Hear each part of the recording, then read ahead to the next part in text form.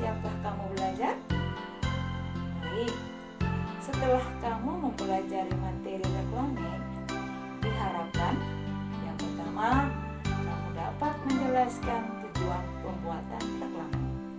Yang kedua, kamu dapat menyebutkan jenis-jenis reklame. Dan yang ketiga, kamu dapat mengidentifikasi ciri-ciri reklame yang baik. Anak-anak, mari kita bahas satu persatu. Tahukah anak-anak bahwa batik Indonesia sudah mendunia? Ini membuktikan bahwa produk Indonesia juga mampu bersaing di era globalisasi. Sebagai warga negara Indonesia, kita harus bangga dengan hal tersebut. Lalu, bagaimana caranya agar produk batik bisa mendunia? Ayo kita cari tahu.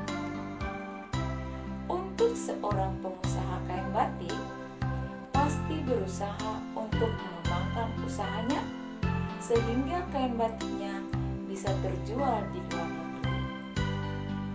Nah, untuk mempromosikan produk kain batiknya, maka pengusaha tersebut harus menggunakan reklame. Tahukah anak-anak apa itu reklame? Dan apa tujuan dibuatkan reklame? Dan jenis reklame manakah yang sesuai untuk digunakan oleh pengusaha tersebut? Mari kita lihat satu persatu. Reklame adalah salah satu bentuk ajakan atau pemberitahuan kepada orang lain sehingga mereka mengikuti anjuran atau membeli barang yang ditawarkan. Untuk itu, tujuan dibuatkan reklame adalah untuk menginformasikan, mengajak, menganjurkan, dan menawarkan suatu produk. Anak-anak, ada berbagai jenis reklame yang dapat kamu temukan di berbagai media atau tempat, sehingga kamu dapat membacanya, mendengar, atau melihat. Nah, jenis reklame apakah yang dimaksud?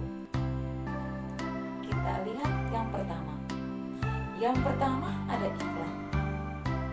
Iklan adalah jenis reklame singkat yang bertujuan mempromosikan barang atau jasa dalam bentuk tulisan atau gambar pada media cetak atau elektronik. Yang kedua ada spanduk. Spanduk adalah reklame yang memuat informasi secara komersial atau non-komersial yang dibuat ringkas, padat, dan jelas menggunakan kain dan sejenisnya yang dibentangkan di antara dua tiang di tempat strategis dan ramai. Selanjutnya ada brosur, yaitu jenis reklame yang dibuat pada selembar kertas dengan isi informasi yang lebih rinci dan jelas, yang disampaikan dengan cara disebarluaskan secara langsung agar dapat dibaca dan dipahami konsumen. Ada juga embalase. Embalase adalah jenis reklame yang ditempatkan langsung pada kemasan produk, berfungsi sebagai daya tarik pemberitahuan tentang produk tersebut. Ada juga reklame jenis poster. Tahukah anak-anak apa itu poster? Ya, poster adalah jenis reklame berupa selembaran kertas berisi gambar dan tulisan yang dibuat semenarik mungkin dan ditempatkan dengan cara ditempel di tempat-tempat umum yang strategis. Selain poster, ada juga baliho. Nah, pernahkah anak-anak melihat jenis reklame baliho? Ya, reklame ini berisi gambar dan tulisan yang menarik dan informatif dengan ukuran yang besar, ditempatkan di tempat umum dan strategis, menggunakan menggunakan tiang besar dan kuat dan bersifat semi permanen. Selain jenis-jenis reklame tadi, ada juga billboard. Billboard adalah jenis reklame berisi gambar atau tulisan yang menarik dan informatif dengan ukuran yang besar, ditempatkan pada atap dinding pertokoan atau instansi tertentu dengan sifat permanen. Ada juga banner, yaitu jenis reklame dengan bentuk potret.